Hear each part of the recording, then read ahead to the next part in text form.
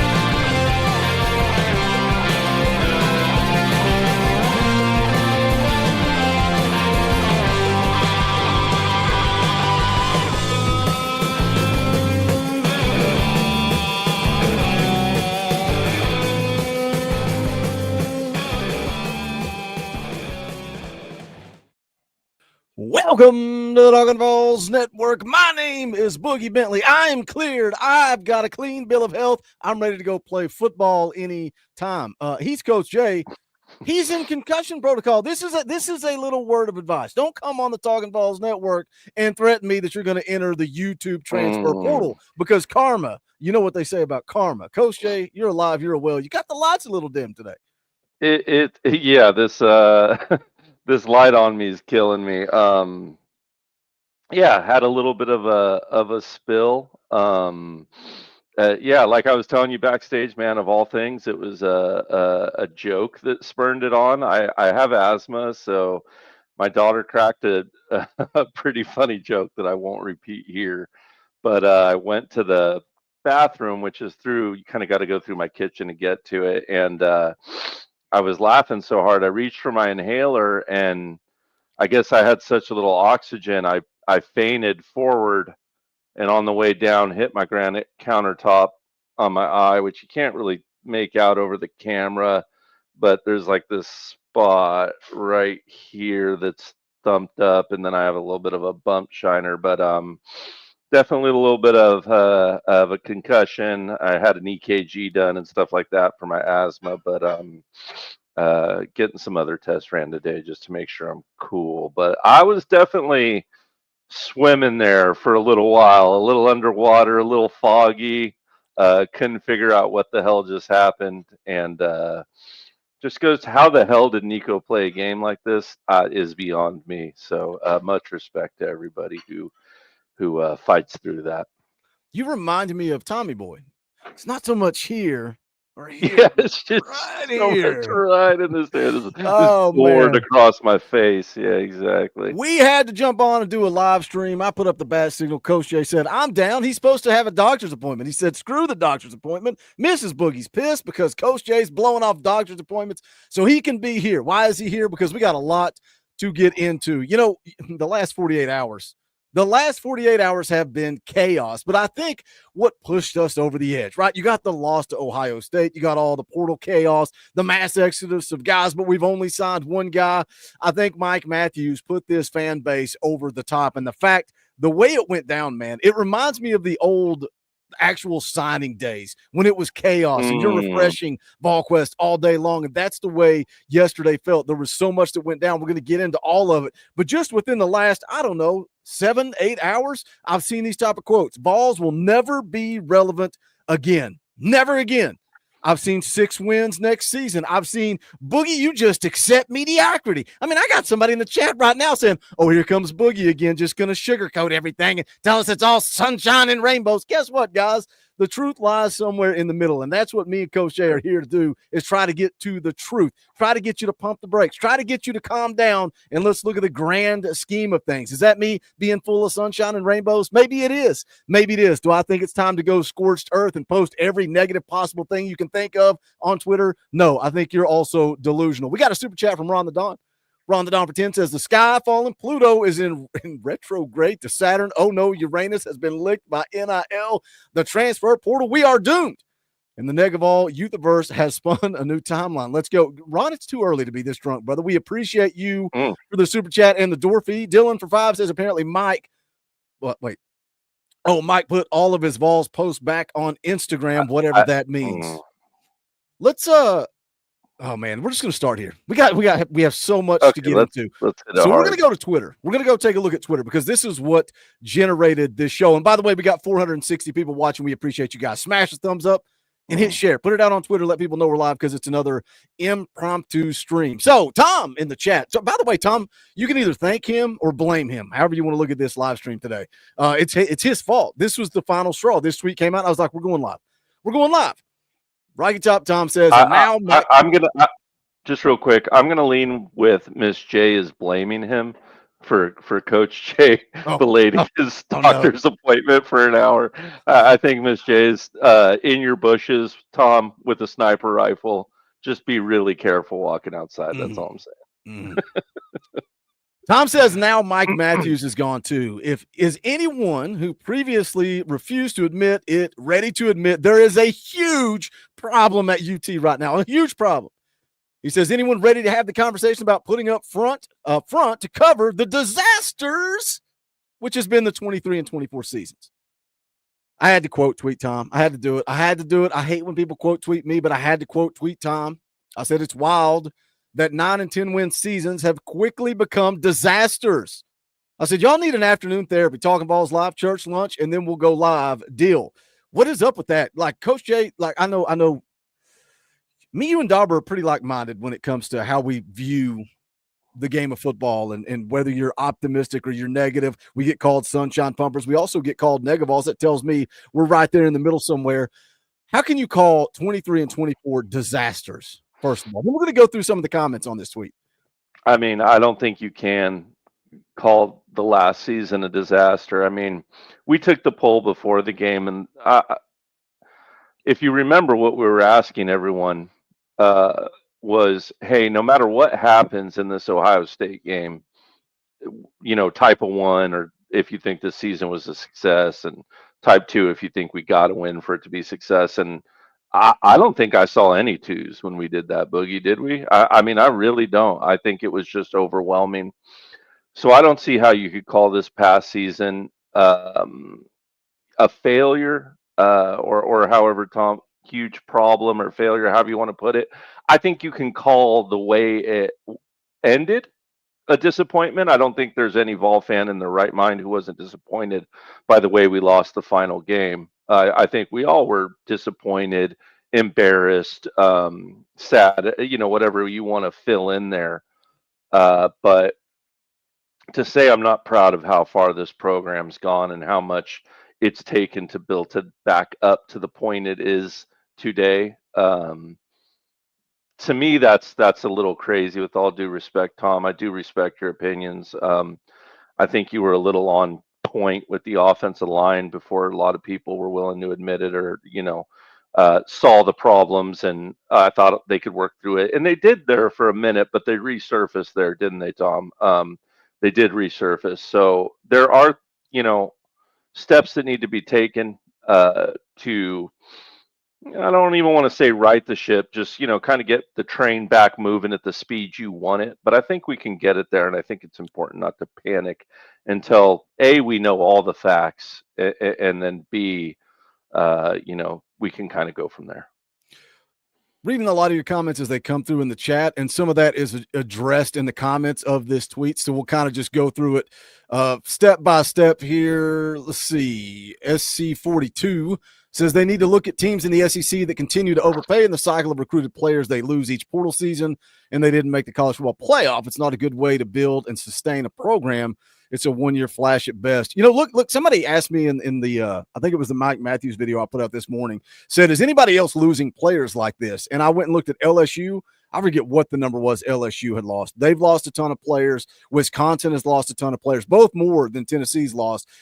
Marshall lost so many players they couldn't go participate in their bowl game. So, yes, this is happening all over the country. You also have to step back and look at the type of players. The who are we losing? And I get it. Mike Matthews caused this panic. Mike Matthews caused this freak out. We're going to talk about Mike Matthews here in just a second. Bill, Ballfan89.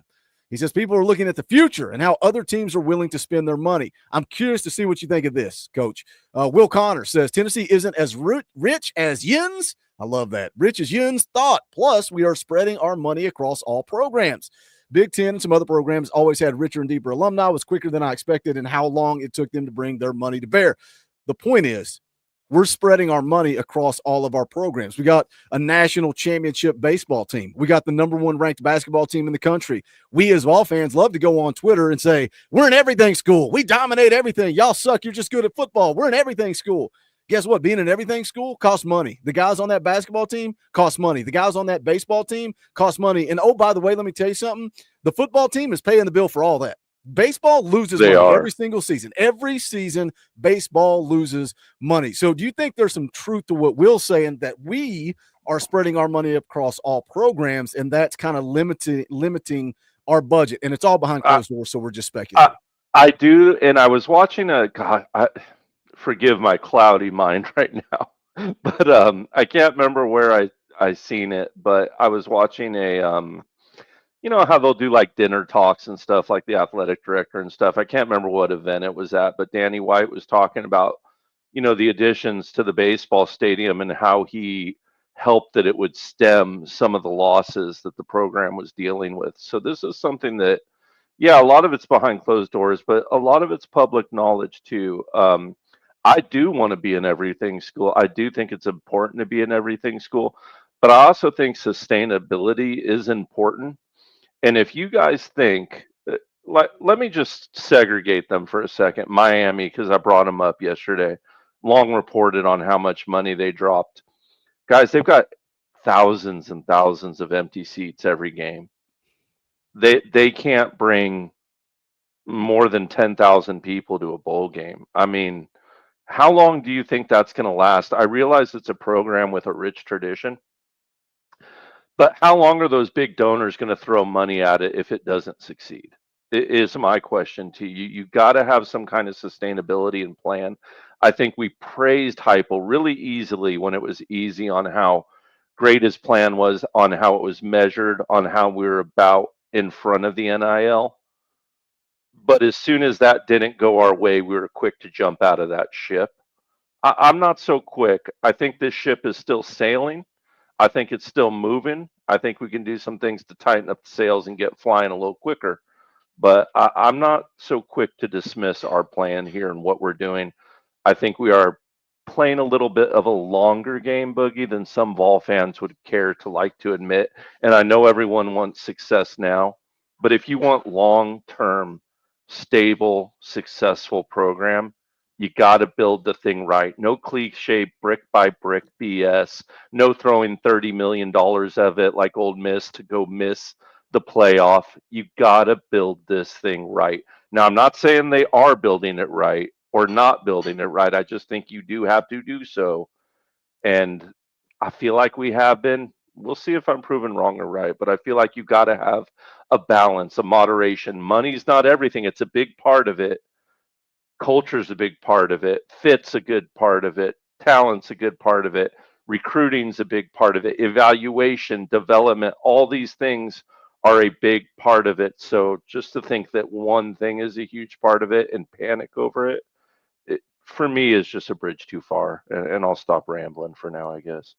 Let me catch a couple of super chats real quick. Yeah. Gary Harper for 10 says AP says that we will be big spenders in the January portal. In other words, when all the studs from the playoff teams are on the board. Also, not only playoff teams, but teams that are playing in the big bowl games that aren't in the playoff, right? You got some teams out there, Alabama, they've not played their bowl game yet. So there is going to be some people available in the portal. And that's what sometimes I feel like people don't understand. And we talked about this on Friday. Yes, the portal closed yesterday.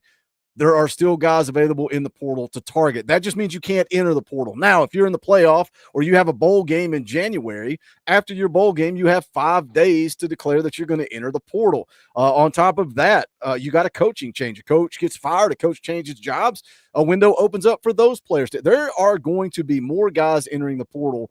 And we have preached patience on this channel for a long time, and I get it. Nobody wants to hear that. Everybody wants to see the big flashy 5-star end up at Tennessee, and that's where the frustration comes from.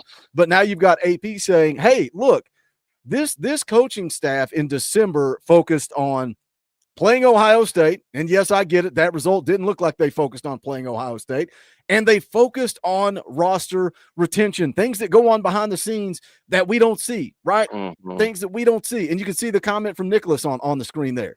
He says, I know I was happy with this season immensely. I think a lot of people are worried about the future season because of what's going on with the transfer portal.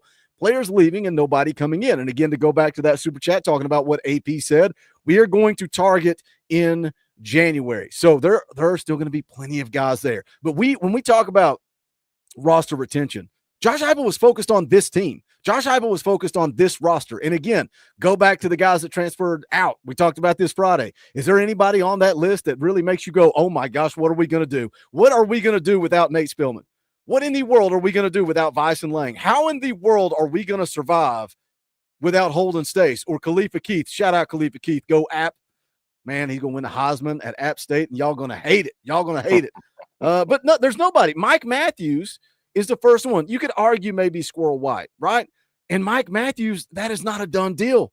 No. That is not a done deal. I fully expect Mike Matthews to be back next year, 100%. Yeah, look, it's such a weird, 5 years ago, Boogie, I would have been like, yeah, 100%,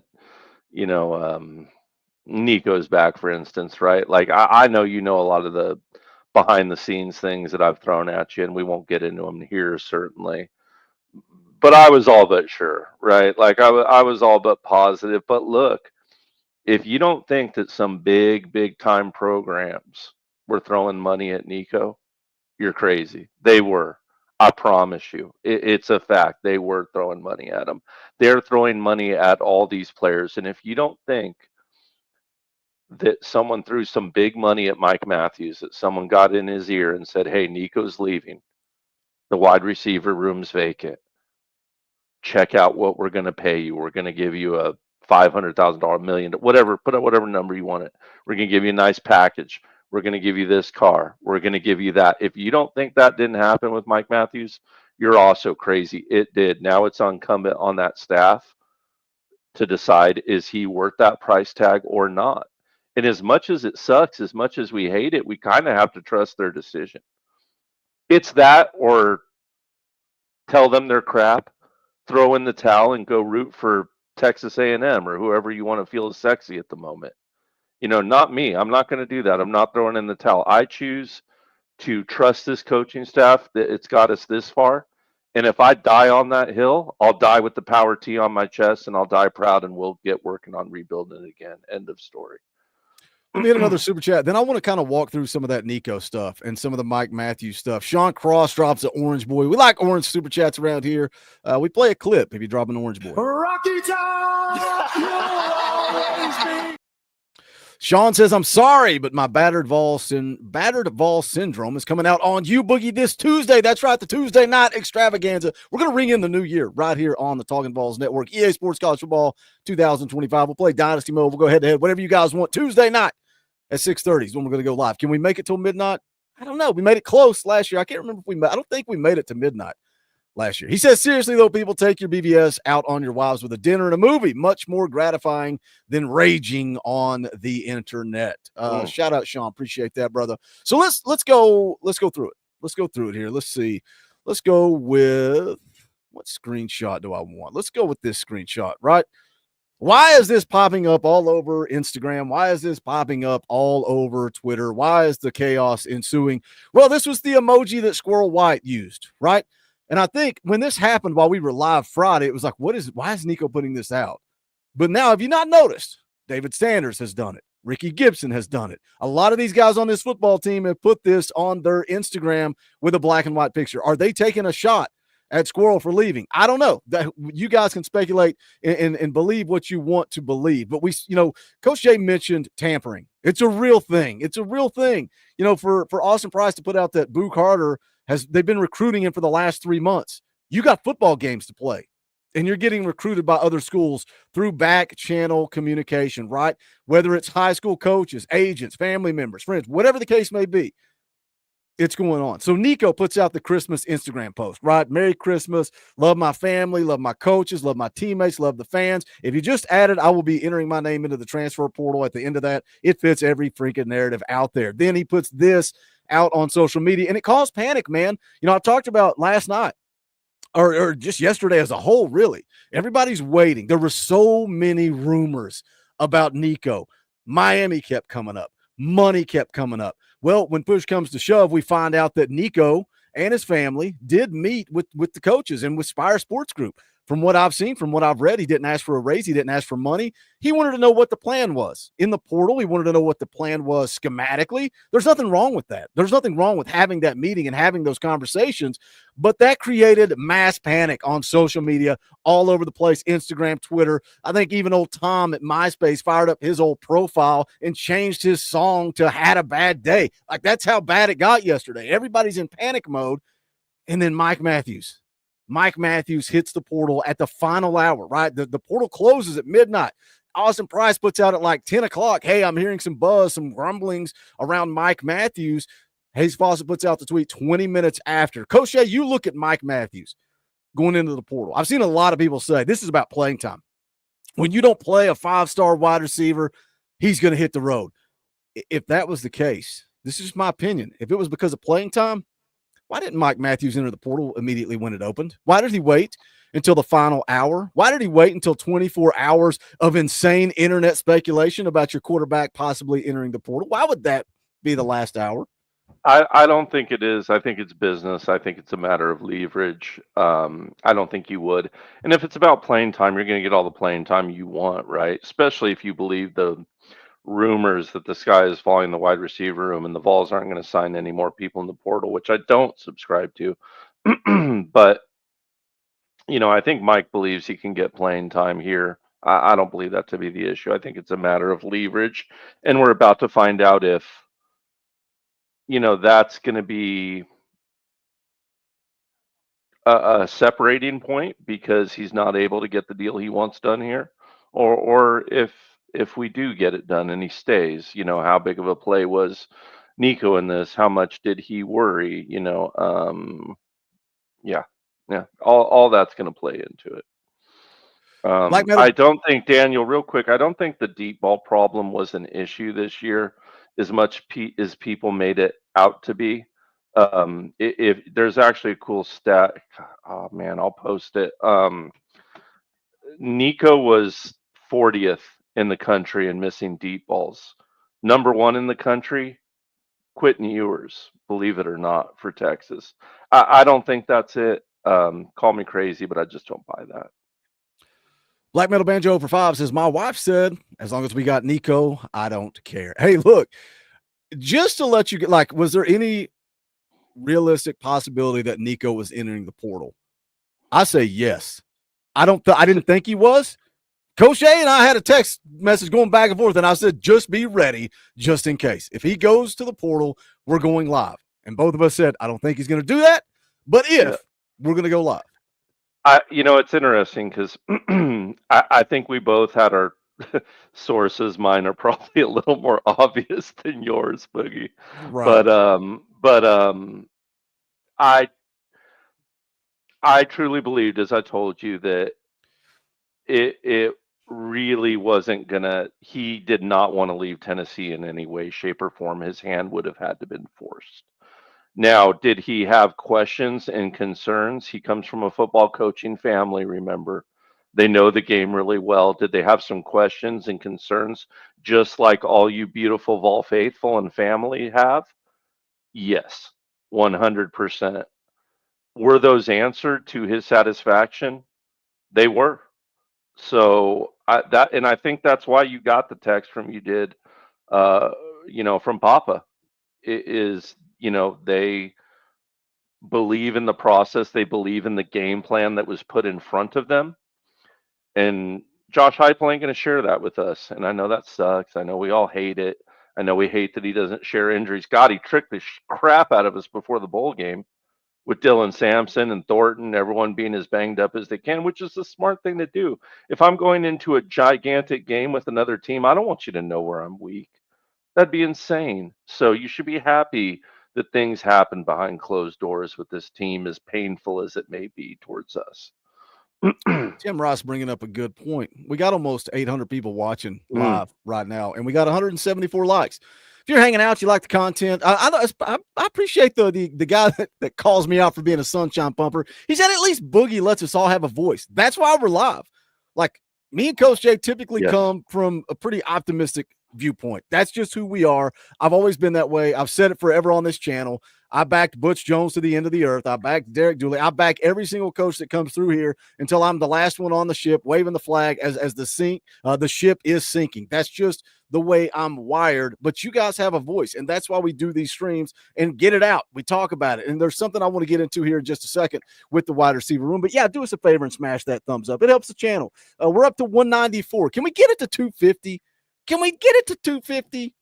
Shout out to James Lofton in the chat. What's up, brother? Hope Jaden is doing well. Let me hit the super chat from Donovan for 10. 15.8% of passes on target were dropped this year. Joe only had 10% last year. Nico numbers are similar to Hendon's first year. Sports Source had a lot of eye-opening numbers on today's show. Thank you, Donovan, for the super chat. So, look, was Nico perfect this year? No. Was the wide receiver room perfect? No. Was pass protection perfect? No. There was a lot of issues with this offense. But I want to talk about this wide receiver room, because if there was a concern for me in the portal, it is just the wide receiver room as a whole. I'm not concerned about some of the names in that wide receiver room. I'm concerned about the number of guys, right? Nate Spillman, Nathan Laycock, Chaz Nimrod, Caleb Webb, Squirrel White. If Mike Matthews goes, that's 6 dudes. You're also losing Dante Thornton. That's 7 dudes. You're losing Brew McCoy. That's 8 dudes. You cannot lose 8 guys out of a wide receiver room and that not have some type of impact on your program. So the question becomes, why is the wide receiver room leaving? Why are those guys leaving? Now, I don't typically do this. I don't like to do this, but it's all over Twitter. It's all over social media. So we're going to do this. We're going to take a look at these tweets. These tweets came out. They're all over the place. So I don't know who Vols headlines is. I don't know why he's DMing Nate Spillman. I don't know what the conversation is here, but there are a lot of people that are running with this narrative. The wide receiver room hates Kelsey Pope. This guy says, was there a main reason you left? Yeah, the coach. That's why everyone's leaving. He says, oh, like Heupel? Is that why Nimrod and Caleb Webb left? No, position coach. We all love Heupel, so we hate Coach Pope. He goes on to say, I was about to say, is the wide receiver coach that bad? Yes, we all didn't like him. There's a third screen capture here. I didn't know you all hated the wide receiver coach that bad. Yes, it's that bad. Coach Jay, don't pull any punches here. Don't pull any punches. Is it Why? valid? Number one, Well, first of is it all, real? I don't. That's a good point too. But if it is real, why did we recruit Nate Spillman? To get his brother Edwin in the boat. Okay. What do you think most of the guys that I don't know you coached at linebacker or guys that were part of your defense that were 6th, 7th, 8th string? What do you think those guys thought about old Coach Jay versus your starters, your guys in the 2 deep, the guys that got playing time? They don't think very much of me. I'll tell you what, man. I have heard not the nicest things said about me, my family, my father, by 3rd string, 4th string guys, and there's a different element too when you get into, and this happens in high school too, for the record. And let me explain it in high school, and you'll understand the high school to college reference. What you'll do is you'll get this, Boogie. My son was the star every single year in Junior All-American. He was the MVP in Pop Warner. He did this. He did that. He played every snap. Blah, blah, blah. But there's a transfer of talent that takes place. And if you feel like you are him and your coach thinks he's her, you know what I mean? Like there's going to be friction there. And that's unfortunate. And if this is real, like let's just say that it is real. And who is it's supposedly Nate Spillman and who talking now? It's just Staley? some random fan. No, it's a random random- fan. oh, it's This a is random DMs. fan. This is DMs. Okay. Fan, All right. DMs, Yeah, and yeah, then he yeah, responds. yeah. Or maybe they know each other. I don't know. I have no idea. Okay. Yeah, which is a player talking to a random fan. I mean, I guess maybe it seems weird to me. It's not weird that you would have animosity between a 3rd stringer. Not is he the 3rd stringer? I think he was like a 4th or 5th stringer actually. Yeah, Nate Spillman was So never going to see the field. So no, let's say this because we don't know if that's real, but it's all over no. the internet. So I wanted to bring it up. I saw a lot of people talking about it in the chat. What is real is Caleb Webb on Instagram Live with Nathan Laycock, with Braylon Staley. And I've seen multiple people confirm that he was very negative towards Kelsey Pope. That's when Braylon Staley says, deuces, I'm off this call. I'm out. But again, Caleb Webb wasn't going to get the run. Caleb Webb wasn't going to get the playing time. Nathan Laycock wasn't getting the run. So I understand if those guys are frustrated, and you're talking about kids going on social media and just running off at the mouth. So is that a Kelsey Pope problem, or is that a Caleb Webb, Nathan Laycock, Nate Spillman problem? I can tell you one thing, at least about Caleb Webb, and I want to be clear that this is only about Caleb Webb and not about Spillman, and not about Nimrod either, because I don't think this is true of those people. But with Caleb Webb, I mentioned it on this channel a couple weeks ago. They only trust Caleb Webb to run the comeback route. That's the only route he was ever given. And I'm not one to really deal in rumors, but it was Coach Jay's opinion, and I've heard the rumor, but it was my opinion before the rumor that Caleb Webb couldn't make his reads, and that's why he was only allowed to run the comeback route. Now, how true is that? I don't know that rumor. How much do I know that that's the only route he ever ran? Yeah, I've seen that. That's a fact. And I know I probably triggered Timothy McGee somewhere in the world with the can't read the routes, and he wants more timing routes somewhere. Right on super chat, Coach. Read that super chat. Don't make me laugh, Tim. Don't make me laugh. Maybe we can't have you pass out on air again. Yeah, please don't. Yeah. Maybe it's also Heupel being stubborn and not willing to chat up the scheme and being set on scheme. That doesn't work unless you have the wide receiver. Yeah. Listen. Personnel and everyone out there, this isn't a casual or anything. Every football fan in the world knows this. You have to run a scheme that fits the players that you have, right? So in that regard, Tim, I do agree with you there. I just, back to the Webb thing, I thought he was a one-trick pony, and it would make sense because the kid could jump out of the building, right? He had good hands, could jump out of the building, had speed.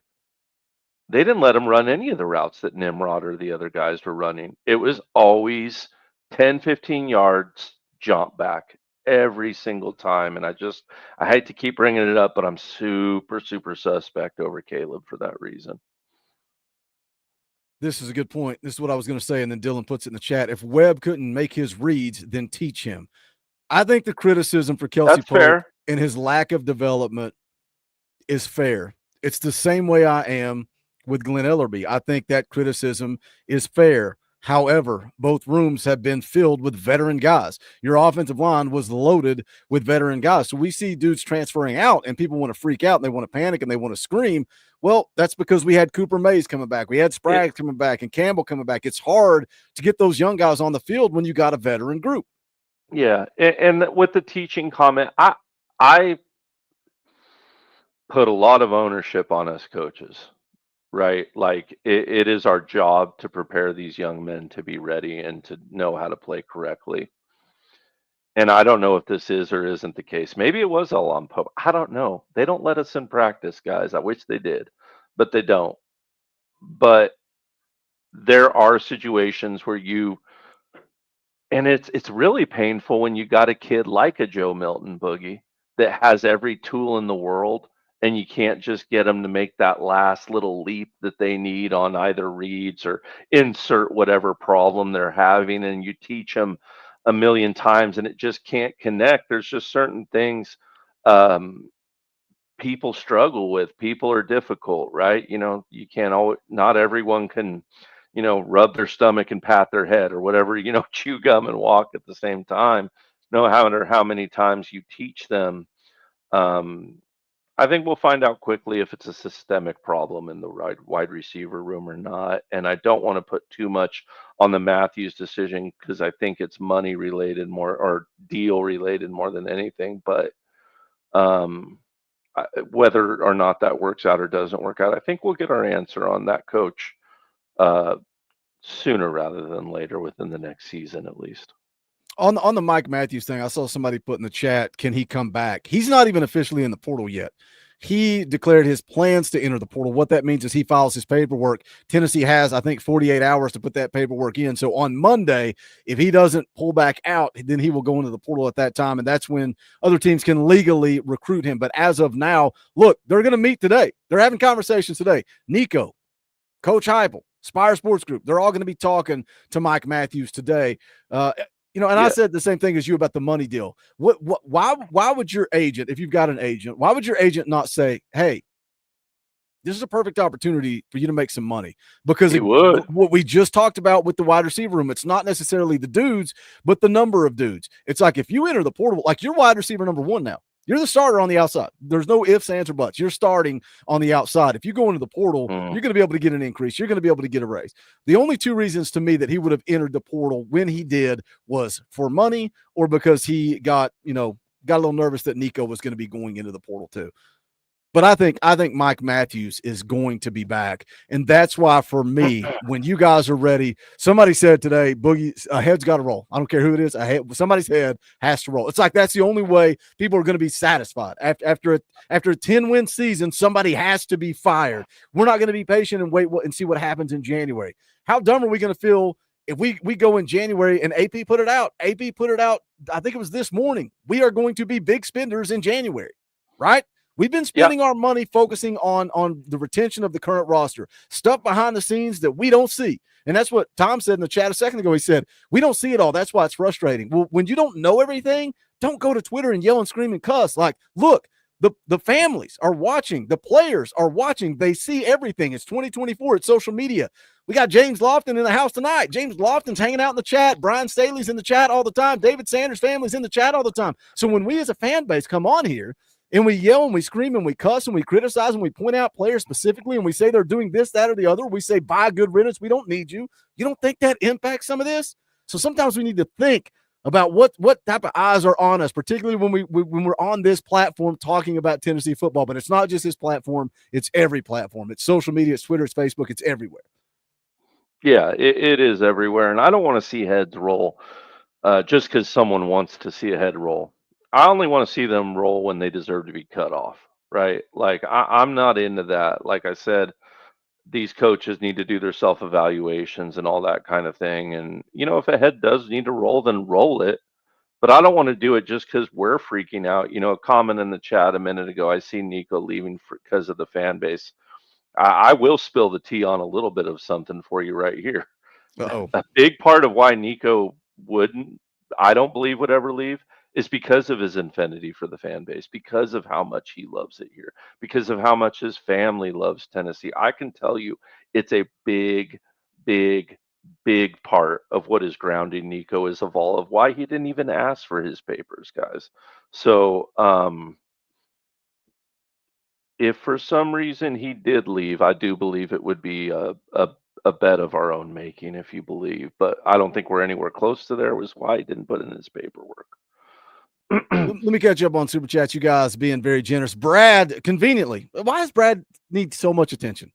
Why does he come in here every time and he raises the ante? He's like, I need to see my name on the screen, Boogie. So here's $20, but I'm going to beat out Sean Cross. Here's another penny so I can see my name on the leaderboard. Brad, you're disgusting. Can somebody please drop $20.02 so I can delete his name? I would appreciate it. But we will play the clip because Brad did drop an orange boy. Rocky Top!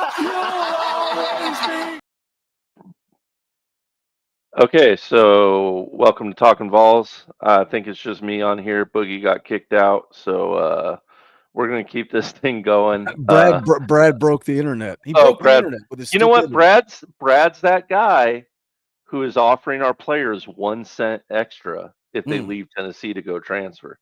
That's what Brad's doing. So I what think the heck, Brad? the membership What? instead of $1, I may make it $1.50 and call that a talent fee, so I can continue to pay for Coach Jay and Mercedes. I think I may do that. Talent fee. GBO, what we're seeing is this staff managing the current roster. Real talent will be in the portal after the playoffs in the spring portal window. There's your winner. I'll take back every bad thing I said, Brad, because that's spot on. That's what this coaching staff is doing. And I get people don't want to hear it. They do not want to hear that is what's going on. If we saw what was going on behind the scenes, maybe we would take a little better, but that's maybe not for us to see. Matthew Watson for 2. Wait, let me run through these. And run through them. Matthew Watson for 2. If Coach Josh Heupel can't keep his son Nico here, I'm out. Knoxville Buckeye for 2. Dorfy, not lost heart yet. GBO. Dylan Elam for 10 says part of this falls on hype. If multiple players come to you about your position coach and you see no development from that position, something's got to be done. So for me on that, let's wait and see what happens with the young guys, right? Let's wait and see what happens with Mike Matthews. Let's wait and see what happens with Braylon Staley. And if those guys fail in 2025, if those guys aren't who we thought they were, then it's time for Kelsey Pope's head to roll. It's the same thing with Glenn Ellerby. If Lance Hurd doesn't take a step in 2025, if William Satterwhite can't step in and replace Cooper Mays, then maybe it's time for heads to roll. If David Sanders isn't who we think he is, or he doesn't develop under Glenn Ellerby, then maybe heads should roll. But let's not speculate and say, well, we just can't develop talent because we've had a veteran bunch. So let's be patient. I think they both deserve one more year. And then if we don't see those guys take a step, then maybe heads shall roll. Let me keep rolling, Coach Jay, and just roll. Keep track of your thought. You're good. Robert's in the house. What's up, brother? It's good to see you in the chat. Drops a $10 super chat. Says, gonna be okay, guys. GBO. Robert was sending me some stuff today that makes me feel everything is gonna be just fine. Timothy McGee for 5. Just like if your line is having a hard time blocking, keep 2 tight ends in for blocking or use a big back. He drops another 5 and says, laugh out loud, be more PC and be more sensitive because they are greedy and get in their feelings. I didn't say anything about being PC or sensitive. You can tweet and say and act however you want. Yeah. But I'm telling you, it's not.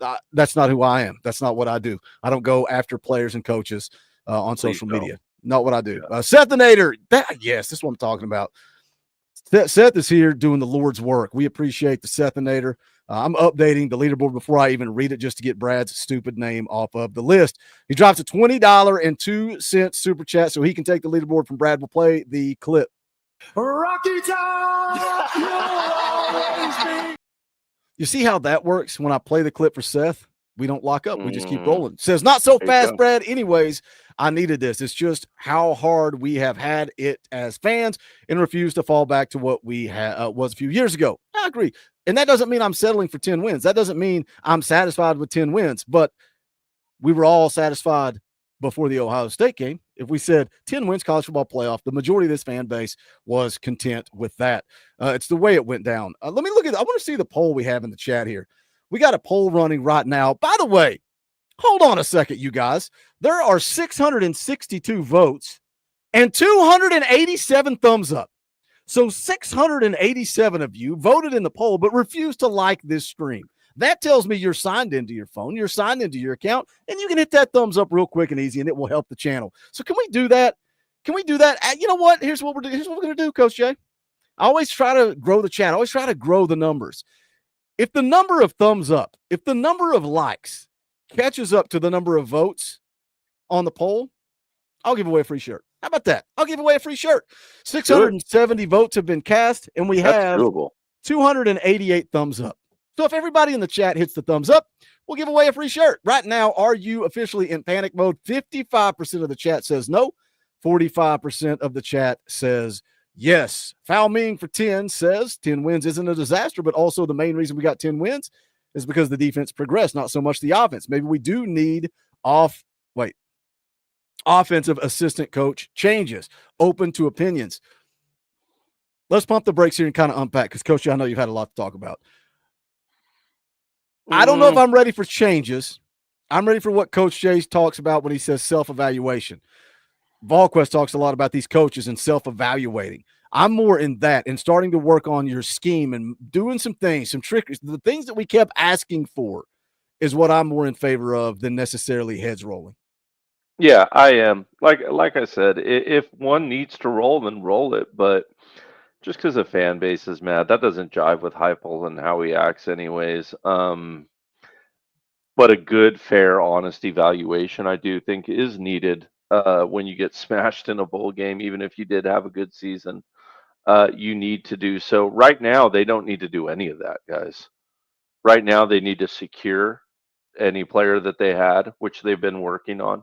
Right now, they need to work on Mike and figure out what they're doing there. And then they need to get ready to spend some money come January when we get these something like, I think it was like 260 odd more players they're expecting to hit the portal when this thing finishes shaking out. So that's a pretty big number. So don't believe the whole, 95% of all the great players are gone. That's just not a fact.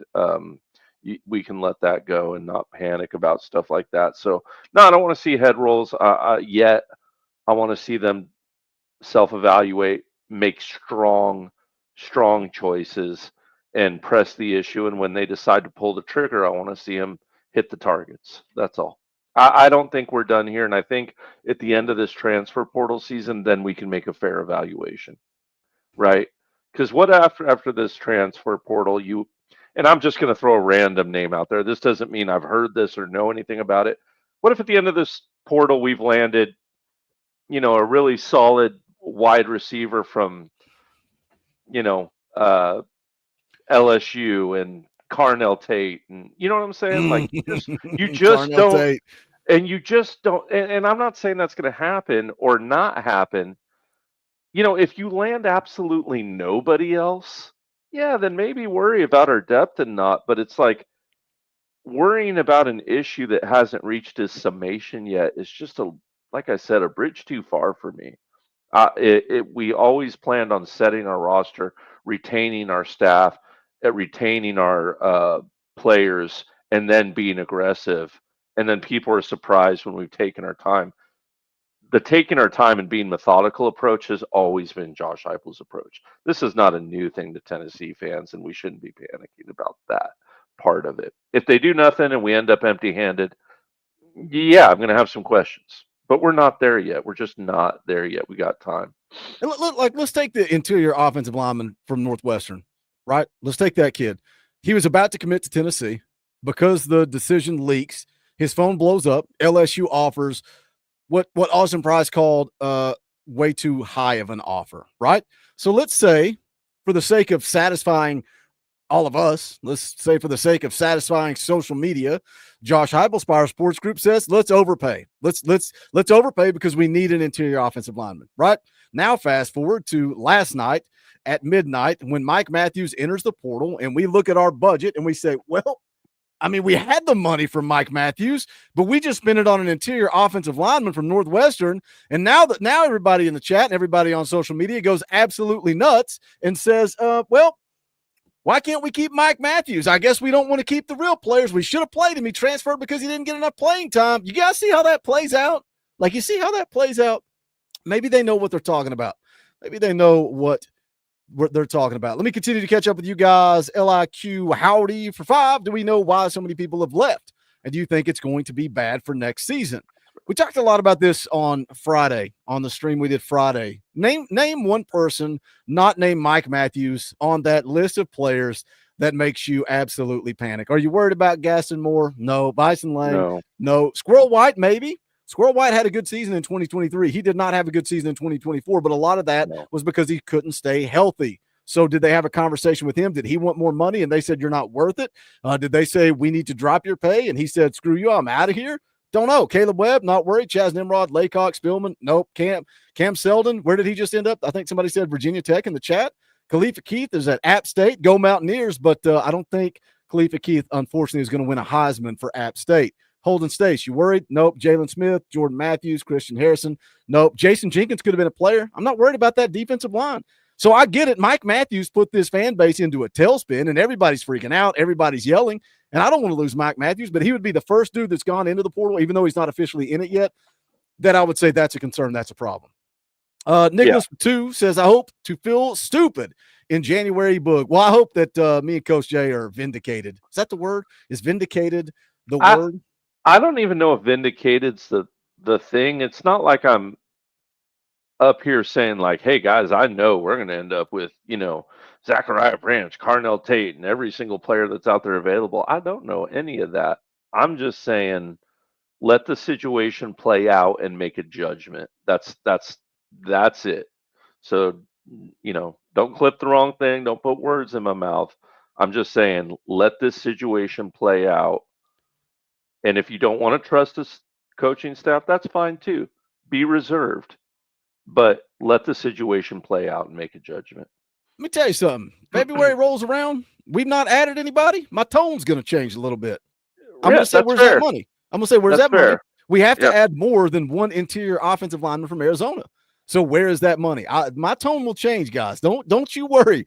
Don't you worry. There's a reason why I get called a negaval and a sunshine pumper, because I go with the wave of emotion of what I feel to be true at the time. Right, wrong, or indifferent, I'm always going to get on here and give my opinion. Now, you're fair to disagree with it. Pretty much, for the most part, you're fair to insult me over it, too. That happens quite a bit as well. Randall Perry drops a $25 super chat. He knocks Seth right off the leaderboard. Top donation of the night. We appreciate you, Randall. Rocky Top! Randall says, the fans need to chill. They actually act like we just went 4-8. You're right, Randall. Like, that's the vibe I get on social media right now. Like, we just came off of a horrific losing season. We didn't make it even to the postseason. We didn't make it to a bowl game. And I get it. It's because of the way Ohio State beat us. And I'm not in any way, shape, or form accepting that loss. It's not acceptable. You got to continue to close the talent gap. You got to continue to get better. But every single person, there's 800 people watching this show live right now. If every single person was polled the day Josh Heupel was hired, and I told you he's going to win 7 games, and then he's going to win 11, 9, and 10 in 3 straight seasons. He's going to be a part of the first ever expanded college football playoff. Every single one of these 800 people would have said, I'm in, sign me up. I won't have any complaints. I won't have any complaints about that. Let me ask you this question, Boogie, just for fun, just a thought experiment. I don't know if it's my concussion talking, but let's say we fast forward in the future and it's been 10 seasons and we've made the playoff 3 other times, got bounced early once again, made it to the next furthest step one time, and the further step beyond that one time. Where are you at that point? I have a hard time running a coach out of town because he's not won a national championship. If you're having continued success year in and year out, winning 10 games, winning double-digit games, winning 11 games, making it 2 rounds, 3 rounds into the playoffs. A lot of it's hard to sit here and speculate on that. I have a hard time believing I would be ready to run a coach out of town. I said the same thing about Ryan Day going into the game, the college football playoff. I think, and a lot of people that are ready to run people out of town now, I don't think there's anybody in the chat that's ready to run Heupel out of town. But we were all pretty much in agreement saying you have to be delusional to want to fire a coach that has won 11 games 3 years in a row. You got to be delusional. But guess what? Here we sit, and we got a lot of people. I don't necessarily need everybody to get fired, but I need somebody's head to roll. I need somebody to be fired. Somebody has to answer for this. Answer for what? The fact that it's just not happened yet? Going back to what you said, let it play out. Then if you want to freak out, freak out. Yeah, and for the record, I believe it was 15 seasons that Mark Richt spent at Georgia. And what a foundation he laid, right, for Kirby Smart. And I think Georgia, maybe Retro can answer if he's in there, or that makes it seem like or, he was ready to run Richt out of town. Right, but he wasn't cutting it. But I bet you're thankful. Maybe you aren't, but I would be thankful for the foundation he ran, because he built a stable platform for you to pole vault into the program that you are now. No doubt about it. In my humble opinion, you're definitely free to agree. Any Georgia fans, I'm certainly not in your guys' shoes, but you give me 15 great winning seasons, and I can't get over the hump, and I got to bring in that one guy who's happy to come into this beautifully laid building and foundation that's this awesome program and take it over the top.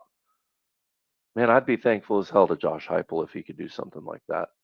How many times have I said that? Maybe Josh Heupel is not the guy, but maybe he is the guy that brings balance back to Tennessee football and then pass the torch over to the guy that is the guy. But I don't know, man.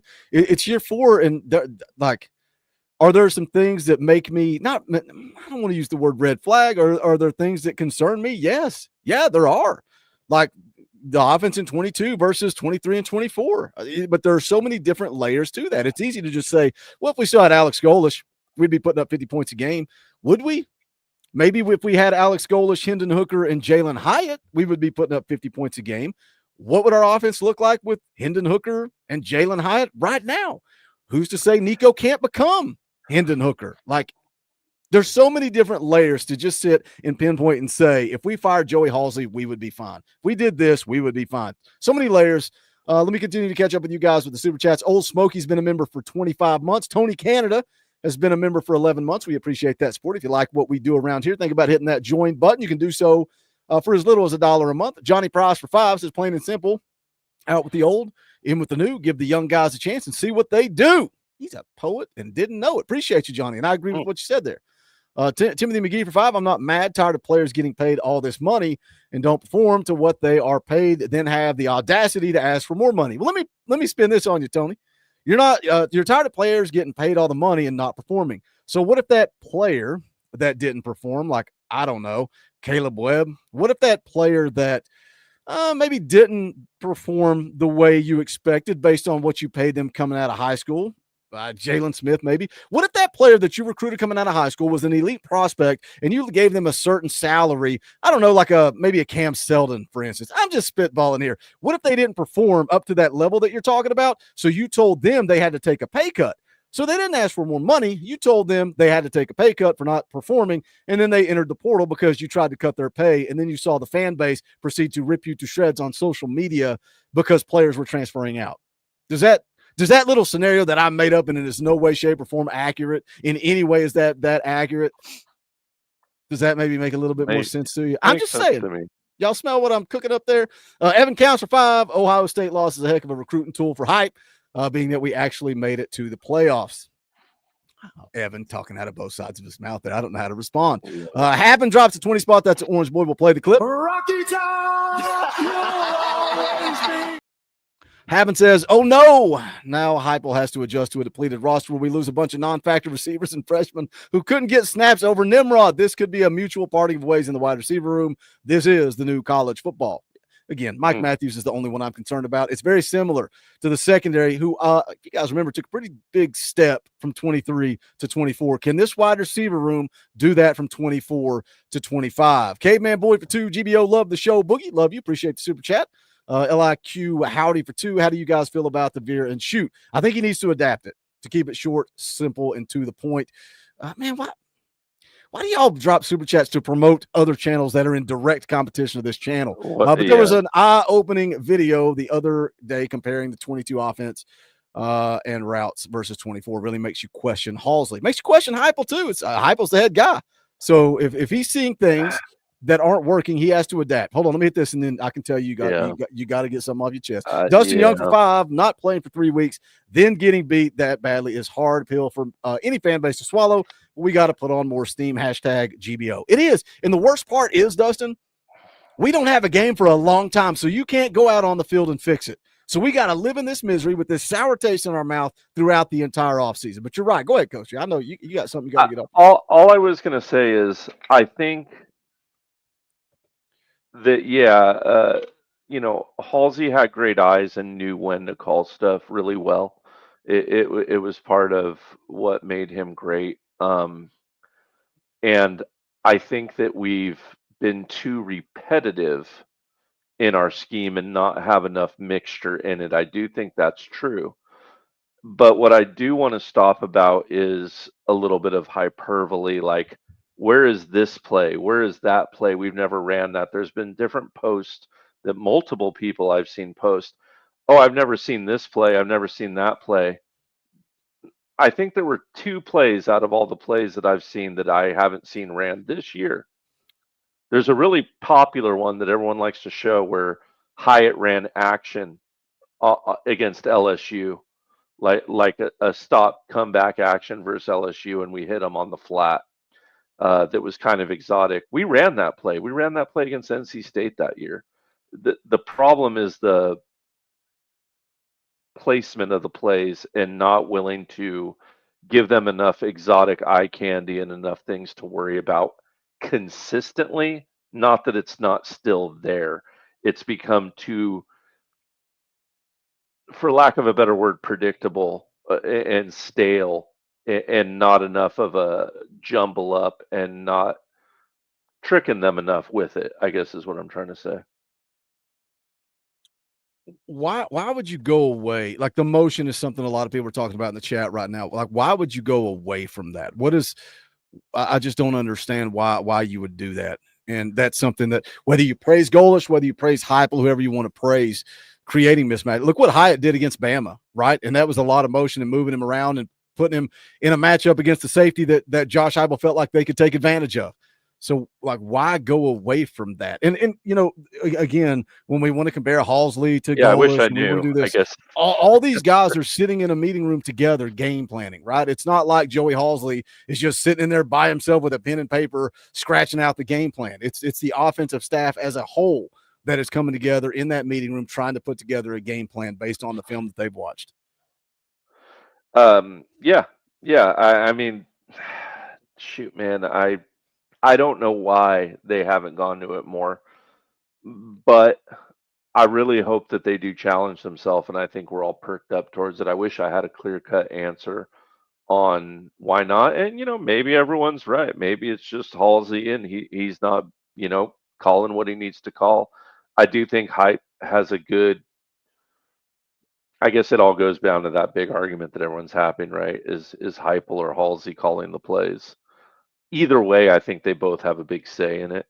So I think it's incumbent on them to self-evaluate and get that going, because you could make an argument that less motions, whatever, maybe you're trying to get less penalties, less false starts, but you're going to have that in this offense regardless anyways when you're moving quick. So I really don't understand why we moved away from that, but I welcome it to come back, because when we do it has become too far and few in between.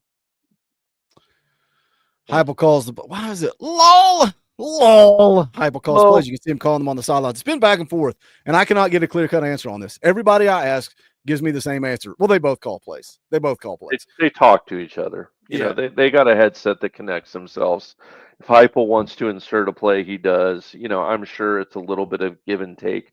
What the percentages of that give and take is, only they know, right? So to sit here and try to solve that answer in your head immediately, I think if anyone came out there and said, oh yeah, Heupel's calling 90% of plays, Halsey's calling 10% or vice versa, I think anyone who flat out says that is lying, because I think they're the only two who really know. Timothy McGee for 5 says 3-play Heupel, run the bomb, throw sideline to sideline, and run 2 plays and 2 run plays. That is no creativity. Well, we led the conference in rushing. So I think there's that. You look at the numbers offensively; they're pretty dang good statistically, and I get it. You played Chattanooga, blah blah blah blah schedule. There is one thing that comes to my mind. When you run a lot of motion action, Boogie, there is one thing that you really, really, really, really need above all other things, and that's a blindside protector, a left tackle. A true left tackle who protects your blind side.